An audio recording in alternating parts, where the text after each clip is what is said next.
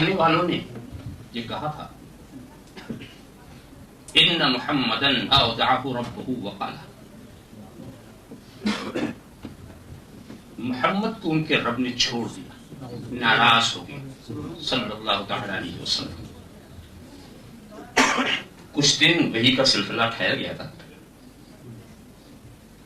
اس پر ان کو ایک موقع مل گیا اور نا سمجھی میں اتنی بات کہہ گئے۔ ان کے جواب میں پوری سورہ مبارکہ، نبی نے کوئی جواب نہیں دیا۔ یہ اہتمام خداوندی ہر جگہ پائیں گے کہ نبی کو اپنے دشمنوں کو جواب دینے سے خدا نے بے نیاز کر دیا کہ اے محبوب تم مت جواب دو۔ جہاں جہاں بھی آپ دیکھیں کہ دشمنوں نے کوئی طنز کیا تو جواب خدا نے دیا۔ اگر کسی دشمن نے سرکار کو ابتر کہا تو پوری سورہ کوثر اس کے جواب میں آ گئی۔ کسی نے اگر سرکار کو مجنون کہا تو اس کے لیے بھی پوری سورہ آ گئی۔ اور اس میں ایک اہتمام ہم اور کرتے ہیں کہ جواب تو دینا ہے ان دشمنوں کو، مگر مخاطب ان کو نہیں بنایا جاتا۔ حالانکہ طریقہ یہ ہے کہ جو اعتراض کرے آپ اسی سے خطاب کریں، مگر یہاں یہ اہتمام ہے کہ جو مخاطب ہے وہ نہیں ہے جنہوں نے طنز کیا تھا۔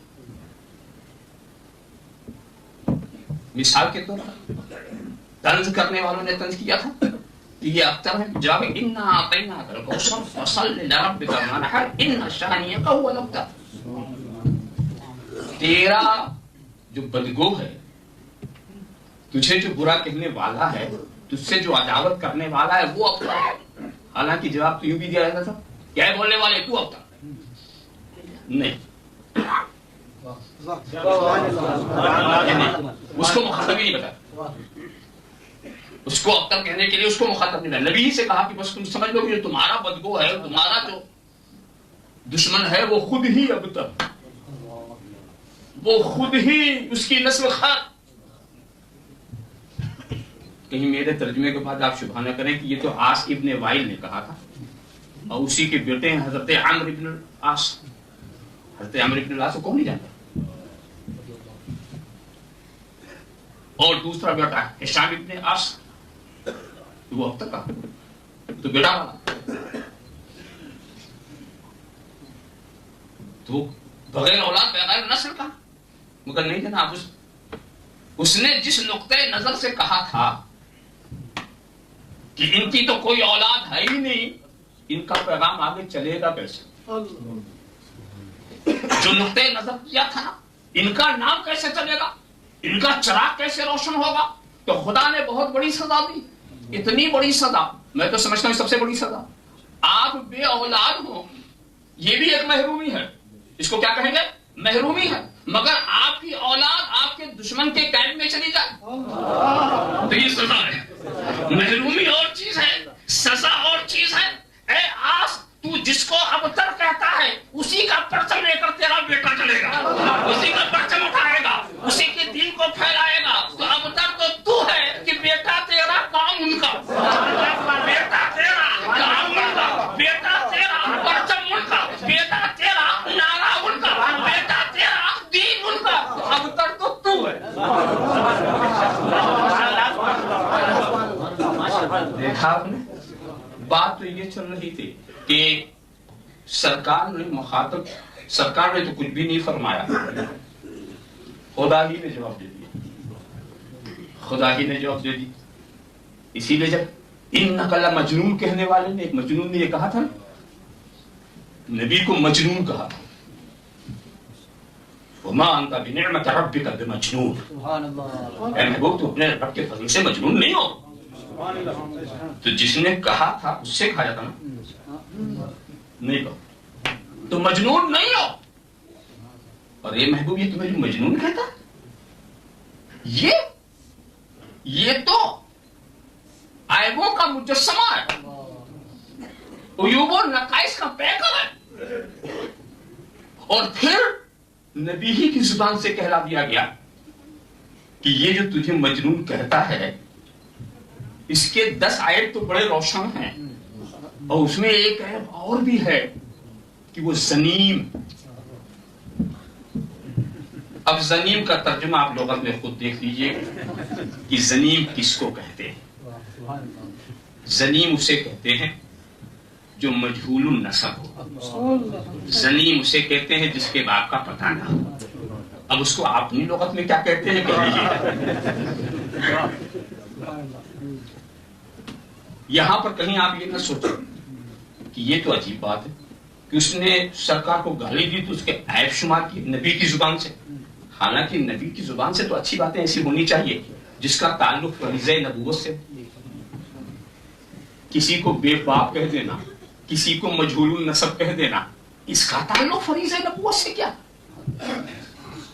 इसका ताल्लुक फरीज़े नबूवत से कहां बनता? ये नबी की जुबान से ये बात ना कही जाती तो बड़ा अच्छा था, मगर नहीं दोस्तों, पोजीशन ऐसी थी कि इसका भी ताल्लुक फरीज़े नबूवत से लगता है। क्यों? कि जब 10 ऐब शुमार कराए तो एक ऐब वो था जो उसको भी नहीं पता था। वलीद इब्न मुगीरा को भी पता नहीं था कि ये मुगीरा का बेटा किसी और का बेटा, समझा? उसको भी पता नहीं था। तो वो अपनी, इसका पता सिर्फ उसकी माँ को था, सिर्फ उसके माँ को था। अब ये अपनी माँ के पास जाता है, वो कहता है कि मोहम्मद अरबी सल्लल्लाहु अलैहि वसल्लम ने मुझ में 10 आयत गिनाए, 9 तो मेरे में है, मैं जानता हूं, वो तो मैं जानता हूं, मगर एक का पता तू ही बोल सकती है, तू ही बोल सकती है कि ये क्या चीज है, और सच बोलना वरना गर्दन उड़ा दूंगा। क्यों? इसलिए कि मोहम्मद झूठ नहीं बोल सकते। खुला हुआ दुश्मन, खुला हुआ काफिर, जान का दुश्मन, गालियां देने वाला गाली दे रहा है मगर दिल में अजमत का सिक्का लगा है, अजमत का सिक्का लगा हुआ है। मोहम्मद झूठ नहीं बोल सकते।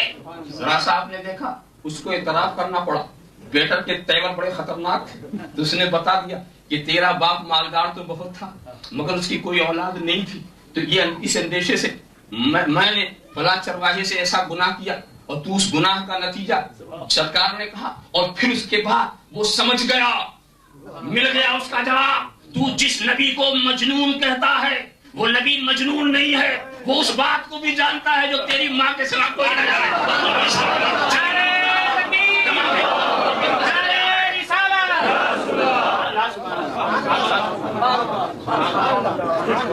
ये मजनून का किरदार नहीं होता तो देखिए ऐब भी खुल रहा है और नबूवत की शान का पता भी चल रहा है, सारी चीजें जाहिर हो रही हैं, वो मजनून नहीं। मैं एक बात अलग से कह दूं, मुझे बहुत हैरत है कि खुला हुआ काफिर, खुला हुआ काफिर, खुला हुआ दुश्मन इस्लाम वो कह रहा है कि मोहम्मद झूठ नहीं बोल सकते। ये कैसे कलमा पढ़ने वाले हैं जो कहते हो खुदा झूठ बोल सकता है?